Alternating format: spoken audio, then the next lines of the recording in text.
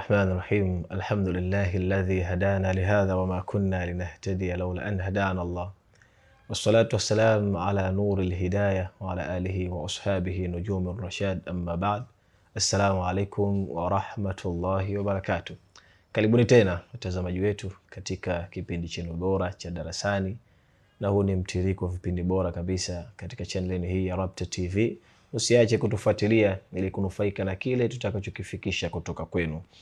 Tukiendelea na mtiririko wa hadithi, leo tunaingia hadithi nambari 7 katika kitabu cha Arbaun an-Nawawi. Hadithi hii imepokelewa na maswahaba, na sahaba miongoni mwa sahaba ambao Mtume Muhammad sallallahu alaihi wasallam Mwenyezi Mungu alimjalia azungukwe na watu waliokuwa bora kabisa. Kila nukta tutakayoikuta katika maisha ya mtume basi itakuwa ina funzo kubwa kwetu sisi kujifunza. Sahaba huyo, ndugu zangu Waislamu, anaitwa Tamim ibn Aus ad-Dari maarufu Abi Uqayya. Ni sahaba ambaye maisha yake, historia yake tunapata somo kubwa kabisa. Kwanza, sahaba huyu alikuwa ni muumini wa dini ya Kikristo na alisilimu mwaka wa 9 Hijiria, mwaka ambao maarufu unaitwa Amul Wufud, mwaka wa wajumbe wengi kumfikia Mtume Muhammad sallallahu alaihi wasallam. Na chanzo au sababu ya kusilimu kwake sahaba huyu, alikuwa ni mfanya biashara akisafiri katika bara na baharini.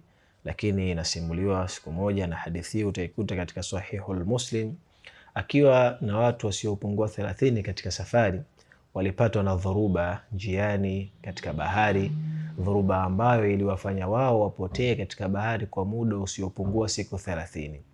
Lakini siku walipokuja kuzinduka, wakakuta kisiwa ambacho wanaeleza hakuna aliyekifahamu kipo wapi, na wala hakuna mpaka sasa anayejua pia kisiwa hicho kilikuwa wapi. Sahaba huyu anaeleza walipofika katika hicho kisiwa, walimkuta kiumbe mwenye nywele nyingi, au tunaweza kusema mwenye manyoya mengi, kiasi kwamba anaeleza hakuna aliyefahamu mbele au nyuma ya kiumbe huyo. Lakini kiumbe yule aliwaambia kwamba yeye anaitwa Jassas, lakini akawaelekeza waende sehemu nyingine wakakutane na kiumbe mwingine ambaye yeye ana maelezo au ana taarifa za kuongea na wao. Basi kundi hilo la watu 30 pamoja na sahaba huyu, ambao kwa kipindi hicho alikuwa bado hajasilimu, alikuwa ni Mkristo, wakaenda walipoelekezwa. Anasimulia wakamkuta kiumbe mkubwa zaidi. Kiumbe huyo alikuwa amefungwa minyororo katika mikono yake na shingo na miguu, na kiumbe huyo alijitambulisha kwamba yeye anaitwa Masihi Dajjal, ambaye tunasoma katika dini ndiye kiumbe atakayekuja katika zama za mwisho, na huyo itakuwa ni ishara na alama ya kiyama kukaribia. Basi sahaba huyo baada ya kutoka katika kisiwa hicho na kurudi, akaanza kufanya ijtihadi ya kumtafuta Mtume Muhammad sallallahu alaihi wasallam. Nasimuliwa alipokutana naye alimpa habari hizo Mtume, na Mtume akawakusanya maswahaba wake kuwapa habari kuhusiana na kisa hicho. Kama tulivyosema, kila nukta tutakayokuta katika maisha ya Mtume na maswahaba zake ni somo tosha kabisa. Sahaba huyu Tamim ibn Aus ad-Dari, baada ya kusilimu kwake, akaweka juhudi kubwa kabisa juu ya dini ya Mwenyezi Mungu subhanahu wa Ta'ala, na akawa mcha Mungu. Inaelezwa moja katika sifa yake, alikuwa ni msomi mzuri wa Qur'ani ya Mwenyezi Mungu, na alikuwa akisoma Qur'ani usiku, na inasimuliwa ilikuwa inafikia siku au wakati anaweza akadumu kwa kusoma aya moja, ile kupatikana kuzingatia katika kile anachokisoma. Lakini pia sahaba huyu ni miongoni mwa sahaba ambao walianzisha mambo mengi katika dini. Inasimuliwa hata mmoja ya mtu aliyetoa mawazo au idea ya kuwekwa taa katika msikiti wa Mtume Muhammad sallallahu alaihi wasallam, basi alikuwa ni huyu, na jambo ambalo Mtume na maswahaba wengine wote walilipenda. Yote kwa yote tunapata kuona juhudi na nguvu walioiweka baada ya kuitambua haki ya Mwenyezi Mungu subhanahu wa Ta'ala.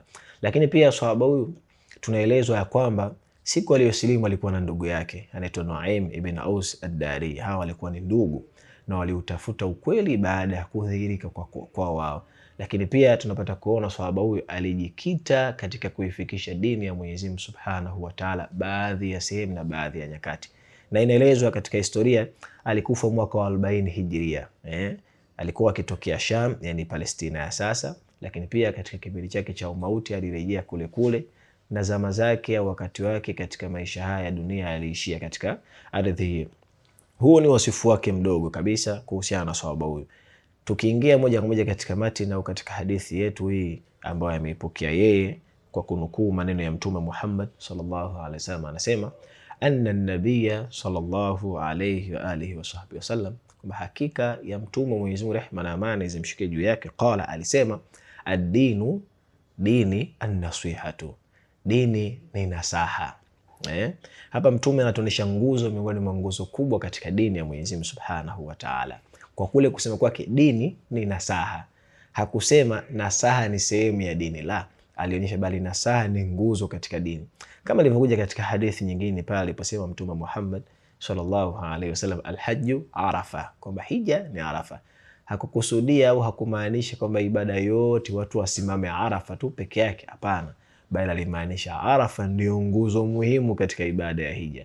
Na hapa ndipo Mtume Muhammad sallallahu alaihi wasallam alichokimaanisha katika maneno haya, kwamba dini ni nasaha. Msingi mkubwa wa dini ya Mwenyezi Mungu Subhanahu wa Ta'ala ni nasaha. Kwa tunapata kuona Mtume Muhammad sallallahu alaihi wasallam uwezo wake wa kuzungumza na namna ambayo anaweza akakusanya maneno na kuyagawanyika katika sehemu nyingi.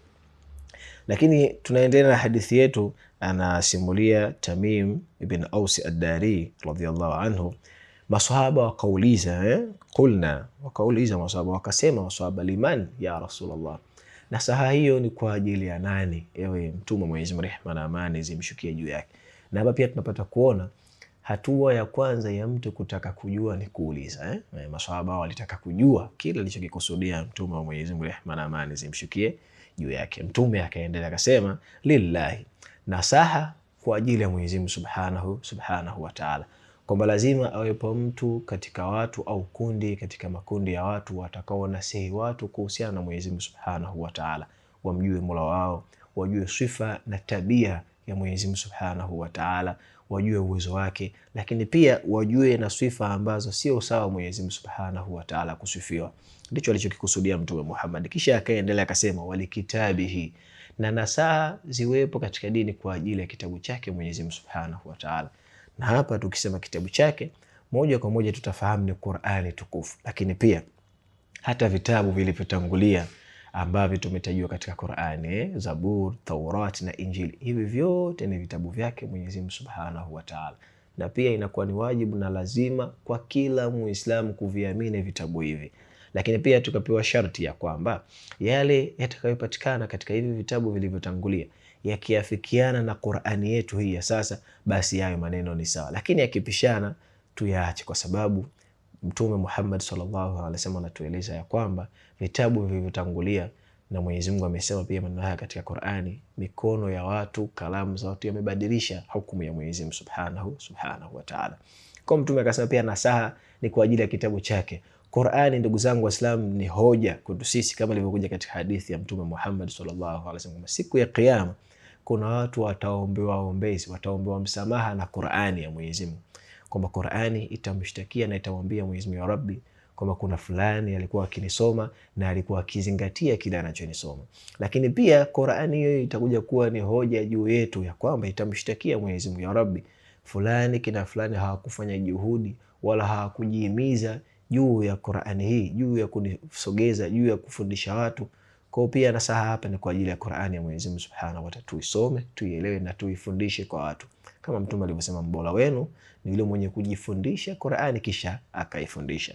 Na pia Mtume wa Mwenyezi Mungu rehma na amani zimshikie juu yake akaendelea akasema, wali rasulihi, na nasaha kwa ajili ya Mtume Muhammad sallallahu alaihi wasallam, kwa ajili ya mtume wake. Hapa Waislamu tunapata kuona pia inakuwa ni lazima na ni wajibu kwanza tumjue Mtume Muhammad sallallahu alaihi wasallam. Ndio maana leo hii utamkuta mtu anakaa ima katika televisheni au katika media yote anasema mtume ni kama mimi tu. Hii yote kwa sababu mtu hajui daraja ya Mtume Muhammad sallallahu alaihi wasallam. Mwenyezi Mungu anatoa mfano katika mifano mingi ipo katika Qur'an, lakini tuseme mmoja, anasema wama arsalnaka illa rahmatan lil alamin, kwamba huyu mtume ambaye sisi tunasema ni sawa sawa na yeye, hapana.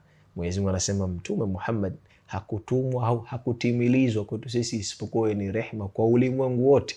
Ina maana kila kilichokuwepo katika ulimwengu basi rehema yake ni kwa Mtume Muhammad sallallahu alaihi wasallam. Kwa nasaha pia ni kwa ajili ya mtume. Tumsome mtume, tujue historia yake, tujue tabia zake, tujue yale alikuwa akiyafanya, na tuweze kuieneza tabia yake na sisi kuiga njia yake. Lakini pia Mtume Muhammad sallallahu alaihi wasallam aliendelea, alisema wali aimmati almuslimin, na nasaha ni kwa ajili ya viongozi wa Kiislamu. Hapa tunaweza tukaweka kituo ili tuweze kuelezea kwa maana kubwa kabisa. Hivi sasa ndugu zangu Waislamu, imekuwa ni kawaida mtu kuongea na kumtukana kiongozi wa dini pasi na kuona haya. Yani hivi sasa imekuwa ndio desturi. Mtu leo anaweza akaamka akaamua tu, bwana mimi namtukana kiongozi pasi na kutafuta stara yoyote. Na hii ni katika njia au tabia sio sawa kwa Muislamu kuifanya kwa Muislamu mwenzie. Tukiachia mbali viongozi, ni tabia ambayo sio sawa kwa Muislamu kuifanya juu ya Muislamu mwenzie. Nini tunasoma katika maneno ya Mtume Muhammad sallallahu alaihi wasallam? Mtume anasema almuslim man salima almuslimun, au katika hadithi nyingine man salima an-nasa min lisanihi wa yadihi. Kwa Muislamu ili aweze kupata sifa na kujinasibisha na Uislamu wake, basi kwanza ahakikishe wanasalimika Waislamu wenzie kwa kile atakachokizungumza na ule mkono wake. Muislamu mwenzie asije akamuumiza au akamdhulumu kwa kupitia ndimi yake au kwa kupitia mikono yake. Lakini hii kama tulivyosema, tunashushana vyeo, tunadhalilishana. Anaweza akasimama mtu akasema shekhe fulani yule ni mushirikina, shekhe fulani yule ni mshenzi. Haya ni katika mambo makubwa kabisa. Na hata wewe ambaye utakayepitia hatua hiyo ukatukanwa ukafanya nini, chukua tabia ya Abu Bakar radhiallahu anhu. Inaelezwa siku moja Abu Bakar alikuwa na Mtume Muhammad sallallahu alaihi wasallam, na alikuja mtu akawa akimtukana Abu Bakar matusi makubwa, anamtukana, lakini Abu Bakar hali ile haikumpendeza, lakini akawa akimtizama Mtume Muhammad sallallahu alaihi wasallam. Mtume alikuwa akifurahi, akitabasamu, akawa anajiuliza Mtume anapenda mimi ninavyotukanwa au la?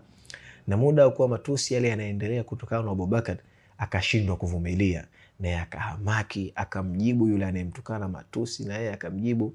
Lakini la kushangaza, akamuona kipenzi chake, yani Mtume Muhammad sallallahu alaihi wasallam ameinuka sehemu ile na akiwa na hasira, uso umembadilika, na akaondoka. Jambo hili kama tunavyojifunza kwa maswahaba, ni watu wenye kujali hisia za Mtume na wenye kumheshimu Mtume Muhammad sallallahu alaihi wasallam. Lilimshangaza na akataka kujua kwa nini Mtume amekasirika baada ya mimi kurudisha majibu. Ikabidi amtafute na amfuate. Akamwambia Rasulullah, vipi wakati mimi mwanzo ninatukanwa wewe ulikuwa ukitabasamu? Nini taratibu hii? Lakini pia baada ya mimi kujibu na kurudisha kile nilichokuwa nikitukanwa, wewe umeinuka na kuondoka. Tusikize majibu ya Mtume Muhammad sallallahu alaihi wasallam. Mtume akamwambia, hakika wakati mwanzo yule mwenye kukutukana anakutukana, malaika walikuwa wanakuandikia thawabu na walikuwa ukipata msamaha wa Mwenyezi Mungu Subhanahu wa Ta'ala kwa kule kuvumilia kwako. Na mimi nakutakia kheri wewe Abu Bakar. Lakini baada ya wewe kujibu, baada ya wewe kulipiza kile ulichokuwa ukifanyiwa, basi malaika wa kheri waliondoka, na hapo sasa akaja shetani na wakawa wewe upo katika makosa, na mimi juu ya njia hiyo sikuipenda na wala sikulitaka hilo jambo litokee kwako wewe. Basi Abu Bakar akajifunza, na sisi pia tujifunze. Yule atakayechukua nafasi na hatia ya kukutukana wewe ndugu yangu, basi tumia njia, ni fursa ya wewe kupata malipo kupitia njia ya Mwenyezi Mungu Subhanahu wa Ta'ala. Na inafahamika sio rahisi, lakini Mwenyezi Mungu anasemaje? Hakika wana ujira mkubwa wale wenye kusubiri. Na sisi Mwenyezi Mungu tujalie tu wenye kusubiri. Kutokulefusha kipindi chetu hiki ndugu zangu Waislamu, tuweke kituo hapa, lakini tutakuja kumalizia neno la mwisho ambalo Mtume alisema wa ammatihim, na kwa Waislamu wote tutaielezea na hii pia. Usiache kutufuatilia, usiache kusikiliza vipindi vilivyokuwa bora kabisa, na kusubscribe uwe wa kwanza kupata darasa zitakazopatikana katika channel hii ya Rabta TV. Mwenyezi Mungu awatie nuru nyinyi na familia yenu, na mimi pia. Wassalamu alaikum wa rahmatullahi wa barakatuh.